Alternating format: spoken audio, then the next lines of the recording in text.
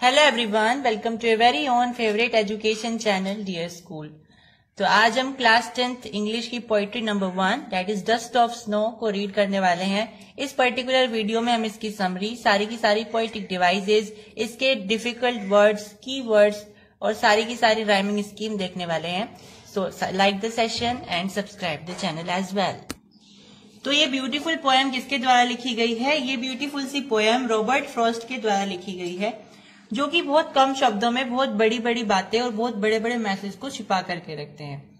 ठीक है, तो ये जो पोएम है इसका बहुत ब्यूटीफुल मैसेज है, लेकिन पहले हम इस पोएम की स्टोरी समझ लेते हैं। उसके बाद फिर आप मुझे कमेंट करके बताओगे कि इससे हमें क्या मैसेज मिला। उसके बाद I will check it out. So let's start the story.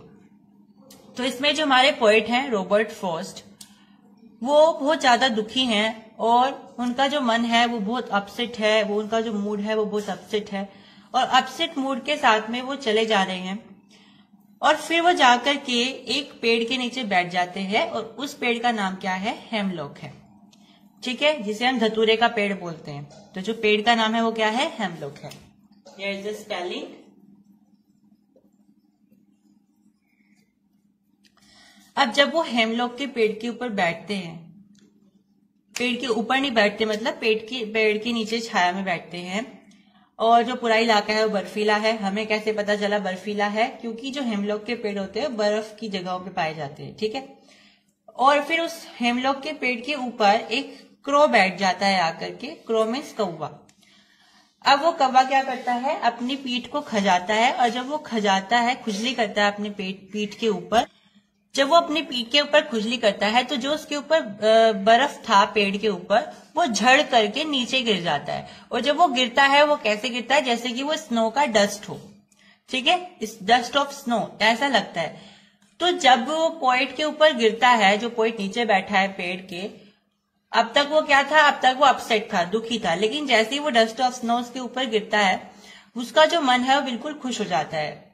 उसे नहीं पता क्या रीजन है क्या नहीं है, लेकिन अचानक से जब वो दुखी था, उसका जो मन था दुखी था, अब वो बिल्कुल रिस्टोर हो जाता है, वो बिल्कुल सही हो जाता है उसका मन। तो यहाँ पे जो पोएट है उसने बहुत सारे मैसेज दिए हैं इन 4 लाइनों में ही। सबसे पहला मैसेज क्या है? अगर आपने नोटिस किया हो तो पोएट ने यहाँ पे कैसे कैसे वर्ड्स यूज किए हैं। पहला है हेमलॉक और दूसरा है क्रो। ये दोनों ही चीजें हमारी सोसाइटी में अपशगुन मानी जाती है, अनलक्की मानी जाती है। हेमलॉक का जो पेड़ होता है, धतूरे का पेड़, वो बहुत ज्यादा पॉइजनस होता है, डेंजरस होता है, तो इसलिए उसके आसपास कोई भटकना नहीं चाहता है, उसके आसपास कोई जाना नहीं चाहता। लेकिन पोएट उसी के नीचे बैठ गया आकर के। दूसरा क्रो। पोएट ने इस पोएम में क्रो का जिक्र किया है, लेकिन बहुत सारे जो पोएट हैं, बड़े बड़े जो पोएट होते हैं, वो क्या करते हैं? बहुत सुंदर सुंदर बर्ड्स का यूज करते हैं इंस्टेड ऑफ क्रो। क्रो का कौन जिक्र करता है? लेकिन इन्होंने क्या किया है? यहाँ पे क्रो का यूज किया है instead of beautiful words like peacock, sparrow etcetera. तो यहाँ से क्या पता चलता है? पोएट उस पूरी की पूरी फिलॉसफी को तोड़ना चाहता है, उस पूरे के पूरे कंसेप्शन को तोड़ना चाहता है जो सोसाइटी ने बना रखा है कि ये जो पेड़ है या ये जो बर्ड है ये अपशगुन है या अनलकी है। ये हमारा केवल एक भ्रम होता है, ये ऐसा कुछ भी नहीं होता है। ये एक नेचर है और नेचर सबके लिए इक्वल होता है। ठीक है, ये हमारे कर्म होते हैं, हमारे डीड्स होते हैं जो हमें अनलकी बनाते हैं, लकी बनाते हैं। इसमें नेचर का कोई दोष नहीं होता है। तो पहला जो मैसेज है उस पोएट ने क्या दिया है कि ये जो हम सब मानते हैं ये सब चीजें बिल्कुल गलत है, कि नेचर की वजह से ऐसा हो गया, नेचर की वजह से ऐसा हो गया। ठीक है, तो हमें डिस्क्रिमिनेशन नहीं करनी है इसके बीच में कि जो ओक का पेड़ है वो ब्यूटीफुल है या पाइन का जो पेड़ है वो हमें यूज करना है। तो यहाँ पे इन्होंने हेमलॉक का ट्री इसलिए यूज किया है क्योंकि लोग उसे सोसाइटी में उसे ऐसा माना जाता है कि वो अनलकी है, तो उन्होंने वही यूज किया ताकि सोसाइटी का ये जो कंसेप्शन है, परसेप्शन है, ये टूट जाए। ऐसे उन्होंने क्रो का यूज किया है। अब यहाँ पे उन्होंने ये बताने की कोशिश करी है कि जिन चीजों को हम बेकार समझते हैं उनकी वजह से हमारी लाइफ में इतने बड़े बड़े चेंज भी आ सकते हैं। तो कोई भी चीज बेकार नहीं होती है। जैसे क्रो को उन्होंने सबने बेकार माना हुआ है सोसाइटी में, लेकिन उसका जो मूड था पोएट का वो बहुत ज्यादा अपसेट था, लेकिन वो उस कौवे की वजह से ही ठीक हुआ क्योंकि उसने क्या किया? बर्फ ऊपर से झाड़ी और वो उसके ऊपर गिर गई, तो डस्ट ऑफ स्नो उसके ऊपर गिर गया, तो उसकी वजह से उसका जो मूड था वो रिस्टोर हुआ। तो यहाँ पे जिस चीज को हमारी सोसाइटी में बेकार समझा जाता है उसी चीज को यहाँ पे इतनी ज्यादा महत्व दिया गया है ठीक है। तो नेक्स्ट हमारा मैसेज इसमें क्या हो सकता है? नेक्स्ट मैसेज भी इससे ही कनेक्टेड है, जैसे कि हमें नहीं पता होता है कि कौन सा हमारी लाइफ में ऐसा मोमेंट है जो हमारे लिए हिस्टोरिकल होने वाला है, यानी हमारी पूरी लाइफ के लिए यादगार होने वाला है, रेमिनिशेबल होने वाला है। ऐसे ही यहाँ पे हुआ, पोइट को नहीं पता था कि वो अभी अपसेट होकर के जा रहा है, वो हेमलॉक के नीचे बैठेगा, क्रोस के ऊपर डस्ट गिराएगा, लेकिन ऐसा हुआ और इसकी वजह से उसकी लाइफ में बहुत बड़ा चेंज आया। तो यही एक तरीके से उसके लिए हो गया कि ऐसे मोमेंट जिनको हम बेकार समझते हैं या ऐसे मोमेंट जिनको हम बहुत ज्यादा छोटा समझते हैं, यूजलेस समझते हैं, वही मोमेंट हमारी लाइफ में बहुत बड़े चेंज ला देते हैं। अब ऐसा करने से क्या हुआ, पोइट की लाइफ भी बच गई, क्योंकि वो बहुत ज्यादा दुखी था। पोएम में लिखा है कि इससे उसकी लाइफ बर्बाद होने से बच गई।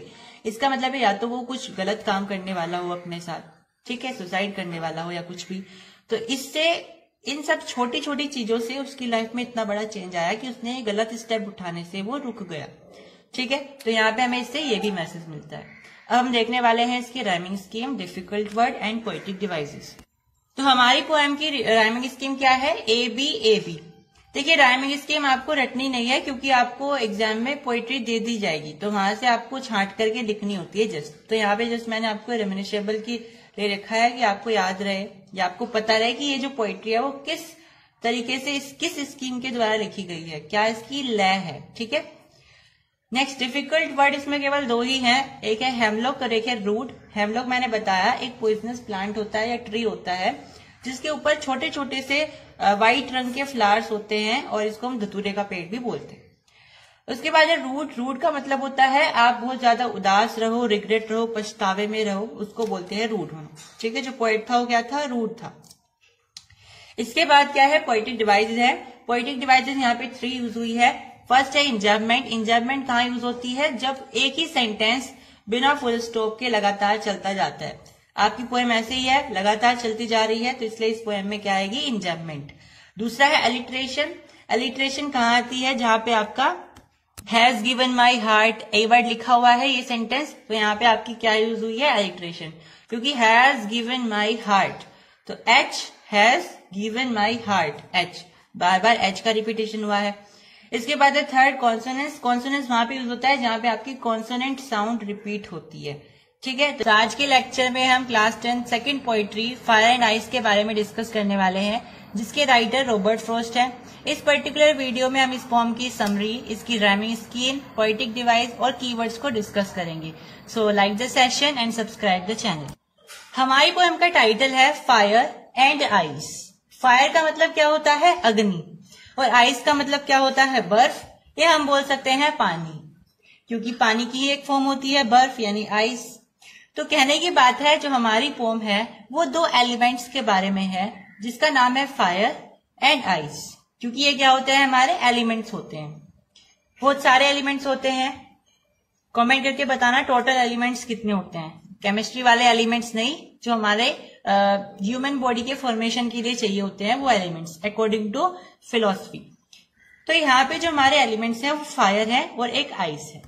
अब पोएट ने इस पोएम में फायर एंड आइस को डायरेक्ट यूज क्यों किया है? क्योंकि वो ये बताना चाहता है कि फायर का मतलब क्या है? हेट्रेड है, ग्रीड है, लस्ट है और फरी है।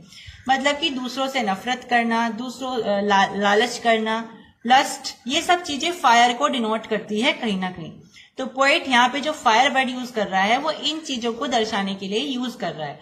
और आइस की यूज कर रहा है क्योंकि वो आइस के थ्रू क्या दिखाना चाहता है? Coldness, cruelty, rigidity, intolerance, insensitivity, ये सब चीजें होती है, यानी दूसरों से एक तरीके से जलना, दूसरों की कामयाबी से जलना। ठीक है, तो ये जो चीजें हैं आइस और फायर, पोएट ने एक तरीके से यहाँ पे यूज की है फायर एंड आइस को, ये सब चीजों को दिखाने के लिए। अब ये जो पोएम है ये हमें दुनिया के अंत के बारे में बताती है, मतलब दुनिया किस तरीके से खत्म होगी। तो दुनिया के खत्म होने के पोएट ने 2 तरीके बताए हैं, या तो दुनिया फायर से खत्म होगी या दुनिया आइस से खत्म होगी। यानी कि या तो फायर, यानी कि हम बोल सकते हैं कि दुनिया एक दूसरे से नफरत करेगी, तो इस तरीके से खत्म हो सकती है, लड़ झड़ के, कन्फ्लिक्ट से। या फिर हम बोल सकते हैं आइस, यानी कि इनटॉलरेंस या क्रूअल्टी से, मतलब एक दूसरे से नफरत करके या एक दूसरे से जल के। ठीक है, नफरत तो हम फायर से डिनोट करते हैं, एक दूसरे से ईर्ष्या रख के हम बोल सकते हैं कि दुनिया खत्म होगी। तो पोइट ने बताया है या तो दुनिया फायर से खत्म होगी या आइस से खत्म होगी। अब पोइट का ऐसा कहने का मतलब या तो दुनिया एक दूसरे से झगड़ के खत्म होगी या फिर एक दूसरे से ईर्ष्या करके खत्म होगी। लेकिन फिर पोइट कहता है कि मेरा मानना ऐसा है कि दुनिया फायर से खत्म होगी, यानी कि मैं किसको फेवर करता हूं कि दुनिया फायर से खत्म होगी। मतलब एक दूसरे से लोग नफरत कर रहे हैं, झगड़ रहे हैं, तो दुनिया उससे खत्म होने के चांसेस ज्यादा हैं। फिर वो पोइट कहता है कि फायर भी इतनी पावरफुल है और आइस भी इतनी पावरफुल है, तो हो सकता है दुनिया को अगर 2 बार एंड होना पड़ा, दुनिया को अगर 2 बार खत्म होना पड़ा, तो दुनिया एक एक करके फायर से और आइस दोनों से खत्म हो जाएगी, क्योंकि दोनों ही क्या है, पावरफुल है। यहाँ पे पावरफुल होने का मतलब क्या है कि दुनिया में बहुत ज्यादा नफरत और एक दूसरे से ईर्ष्या दोनों ही बहुत ज्यादा बढ़ रही है, इतनी ज्यादा बढ़ रही है कि दोनों ही पावरफुल हैं। तो दुनिया को अगर 2 बार खत्म होना पड़ा तो फायर और आइस दोनों से एक एक करके खत्म हो जाए। तो ये जो पोम है वो एक तरीके से अल्टीमेटम की तरह है, यानी चेतावनी की तरह है। इसमें बताया जा रहा है कि दुनिया को बताया जा रहा है पोइट के द्वारा कि हमारी दुनिया में यहाँ पे बहुत ज्यादा नफरत है, ईर्ष्या है और बहुत ज्यादा बढ़ती जा रही है। अगर हमने इस पे कंट्रोल नहीं किया तो हमारी दुनिया बहुत जल्दी खत्म हो जाएगी। यानी हम ये बोलते हैं कि दुनिया को सूरज से खत्म हो जाएगी जब सूरज खत्म हो जाएगा, या बाढ़ आ जाएगी, फ्लड आ जाएगी। ठीक है, बोला जाता है ना, थ्योरी है कि सूरज की जब जो सन है उसकी एज कंप्लीट हो जाएगी तो हमारी पृथ्वी भी खत्म हो जाएगी। और एक दूसरी थ्योरी बताई जाती है कि जब सारे के सारे ग्लेशियर पिघल जाएंगे तो पानी पानी हो जाएगा सारे में, तो इस तरीके से दुनिया खत्म हो जाएगी। तो पोइट बताते हैं कि इन सब को छोड़ दो, दुनिया इन सबसे पहले तो ईर्ष्या से और नफरत से खत्म हो जाएगी। ठीक है, तो पोइट ये बताने की कोशिश कर रहा है कि हमें अपनी नफरत और अपनी ईर्ष्या इन दोनों पर कंट्रोल करना है, इनको खत्म करना है, क्योंकि ये जो दोनों एलिमेंट्स हैं ये दुनिया को खत्म करने के लिए एक तरीके से इनिशिएटिव है। अगर बात करें पोएम की राइमिंग स्कीम की, तो फर्स्ट स्टैंजा में जो राइमिंग स्कीम यूज हुई है वो है ABAA। सेकेंड स्टैंजा की बात करें तो राइमिंग स्कीम है BCBCB। ओके, डिफिकल्ट वर्ड इस फॉर्म में है नहीं, 2 ही वर्ड है, पैरिश और ट्वाइस। ट्वाइस का मतलब आप सब जानते हैं 2 टाइम्स। और अगर बात करें पैरिश की, तो पैरिश का मतलब होता है डाई, मतलब कि मर जाना या खत्म हो जाना। ठीक है, अगर यहाँ पे बात करें पोएटिक डिवाइसेस की, तो पोएटिक डिवाइसेस में फर्स्ट जो हमारी पोएटिक डिवाइस है वो है इंजैपमेंट। मैंने आपको पिछले लेक्चर में भी बताया था, इंजैपमेंट का मतलब होता है जब बिना रुके, बिना फुल स्टॉप के लगातार हम अपनी पोएम को लिखते जाते हैं बिना किसी स्टॉप के, उसे बोलते हैं इंजैपमेंट। पर्सनिफिकेशन का मतलब है किसी चीज को डिनोट करना किसी चीज से, मतलब जो यहाँ पे फायर है उसको हम कैसे डिनोट कर रहे हैं, हेटरेड से डिनोट कर रहे हैं। आइस है उसको कैसे डिनोट कर रहे हैं, कोल्डनेस से डिनोट कर रहे हैं। तो ये हमने क्या किया है, एक दूसरे को पर्सनिफाई किया है। एलिट्रेशन आप सभी को पता है, जब जैसे सम से बोल दिया उसको बोलेंगे हम एलिट्रेशन। जो यहाँ पे रिपीटेशन हुआ है, सम उसके बाद से, SS। इसके बाद है यहाँ पे इमेजरी। इमेजरी का मतलब होता है कल्पना करना। फिर से वही लाइन है सम से, वो कह रहा है कि कुछ लोग कहते हैं दुनिया आग से खत्म होगी, कुछ लोग कहते हैं कि दुनिया फायर से खत्म होगी। तो यहाँ पे उसने ये नहीं बताया कि कौन लोग कहते हैं, भाई ऐसा तो कोई भी बोल सकता है। तो उन्होंने ये इमेजिनेशन करी है, कल्पना करी है कि कुछ लोग कहते हैं, कुछ लोग ये कहते हैं। ऐसा उनके पास कोई प्रूफ नहीं है कि किसने कहा। तो उन्होंने जो यहाँ पे एक बात ये कही है वो एक कल्पना वाली बात है, इमेजरी है। तो यहाँ पे इमेजरी आ जाएगा। So that's all in this video. Subscribe